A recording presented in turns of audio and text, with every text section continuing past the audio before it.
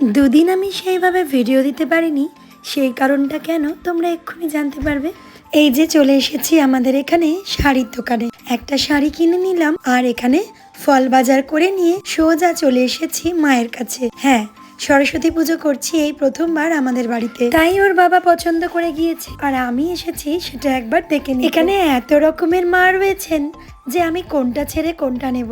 যাই হোক, ফাইনালি এটাই যখন পছন্দ করে গিয়েছে তাই এই মাকেই নিয়ে গেলাম। আর এখানে এই মায়ের মুখটা এত ভালো লেগেছে, না দেখিয়ে থাকতে পারলাম না। এরপর বাড়ি চলে এসেছি আর ওর বাবা আর আমার বড় ছেলে যাবে মাকে আনতে একটু পরে। এদিকে প্রচন্ড খিদে পেয়েছিল, তাই ভাতের সাথে চটজলদি একটা রাতের রেসিপি বানিয়ে নিলাম। ডিমের অমলেট দিয়ে আলু দিয়ে তরকারি, খুব ভালো লাগে। শুধুমাত্র আলু, পেঁয়াজ, কাঁচা লঙ্কা আর হলুদ আর লবণ, ব্যাস।